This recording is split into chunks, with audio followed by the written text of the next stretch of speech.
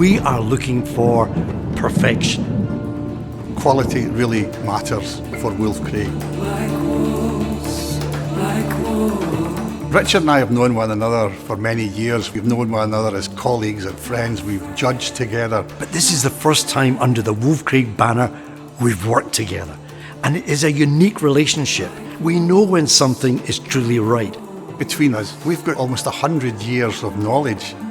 I don't think there's ever been another project like it. To find these whiskies was extremely difficult, but we went to the right sources and we got the right wood. Some of these are casks that have been forgotten about for a while, and then you re-find them again, and it becomes such a real treat because there's so many little gems that you find in the warehouses. Some of the ones, maybe they don't have a massive amount of volume in them, but the quality can be spectacular. Nice to having you in Prague. Thank you. Thanks for welcoming me. Thanks for coming. Maybe if you can tell us a little bit more about the brand Wolfcraig. Yep, sure. About yourself, the background, your father and all this whiskey business. Yeah, I mean, I was very fortunate to be born into the whiskey industry. Literally, I think I was born the 27th of July 1978. And my dad started with White Mackay on the 13th of September 1978. So 5-6 weeks later, I was literally born into the industry, and my dad started out in a kind of junior level. And by the time he left in 1995, he was the chief exec and chairman of White Mackay. And throughout those years, he'd formed a strong bond with Richard Patterson, OBE, who has been with White Mackay now nearly 60 years, and is obviously famous for White Mackay blends, Dalmore being one of their premium single malts. And back about 7-8 years ago, with the idea to start a premium drinks brand, a new range of Scotch whisky, spearheaded by Richard and obviously my dad at the helm. So we went out, we looked around at various areas, and actually we came up, I found a story, an old Scots story, based up in Stirling in Glasgow. It's outside Glasgow, it's the old capital of Scotland. And there was a story back going to the 8th or 9th century about how where Stirling Castle sits today, there was a wooden fort, and there was a garrison, a Scottish Celtic army that were guarding the Stirling itself. Through the night, Nordic invaders came. They stood on the paw of a wolf cub that started howling, woke up the Scottish garrison, and it fought off the Nordic invaders. So that area today, where Stirling Castle sits on, was known as Wolfcraig. Crag in Old Scots means rock, and Craig today is the name for Crag. So anyone called Craig in Scotland, it comes from rock. Oh, so yeah. Wolfcraig is where we get the name from. And we've been going around 6 or 7 years. Not only did we get Richard Patterson, we got Ian McMillan, who's good friends with Richard and has also had... Lives in Stirling, local boy. So he's had 47, 48 years in the industry, maybe a bit more now. So between them, the two of them created all these blends, blended malts that we put together and we showcase around the world. We're now distributing to 8, 10, 12 countries. And when you got in touch with Richard and then myself and spoke about the guys at Portu, we thought it'd be a great opportunity to come into the Czech market as well, help you guys showcase our whiskey and showcase the talents of Richard and Ian, which is what we've been doing for the past 5-6 years. So yeah, that's kind of how it started through my dad's connections, and then yeah, we just kind of went for it throughout COVID. Probably not a great time to start a company, but we're starting to come through the other side, and we're excited about the future, and especially the Czech market. We've got a lot of members that are in the Czech market. I was here a few months ago with you down at the Whisky Show, and it was greatly received. So yeah, I think from our point of view, it was a good relationship to have with yourself and with these guys going forward, and hopefully we can do a lot more business.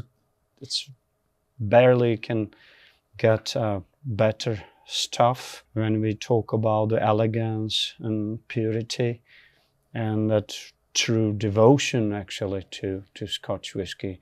Usually each distillery or each independent bottling is using only one master blender.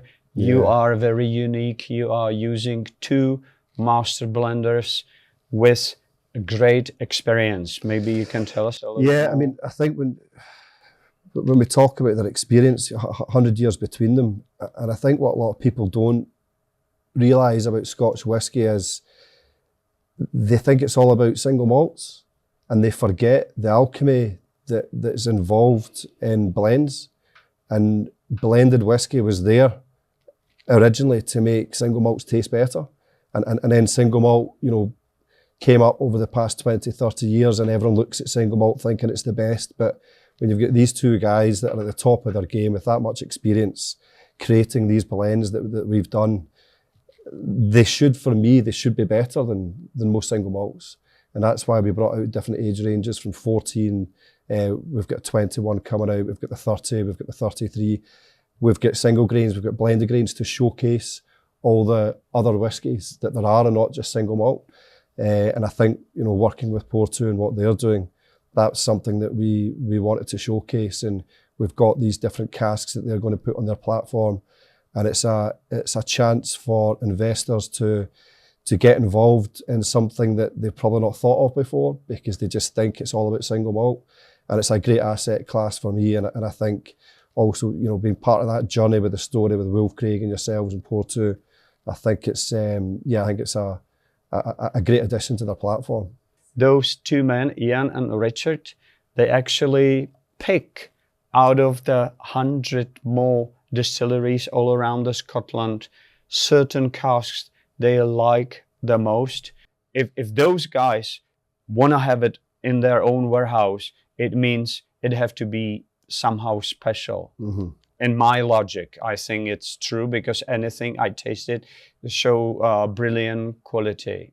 You know, the guys are putting something pretty special together for Portu that will hopefully be ready in the up and coming months for their platform. And as I say, it's not just about single malt. You know, we've got single grains there that, okay, the single grain has been picked by Richard and Ian, but it's also been finished in a different way to give it a different edge, to change the profile, to change the character.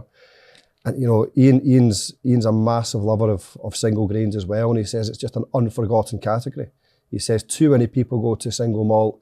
He says once single grains start getting above 20, 22 years old, it's an absolute, like, brilliant whiskey to start very drinking. True. So yeah, there's so many different categories that we're trying to showcase and the guys are putting together. And I think the relationship with Portu is giving us the chance to showcase to a new market what these guys can do, and also investors to get to invest in something that we think is truly unique, created by 2 of the best master blenders in the world.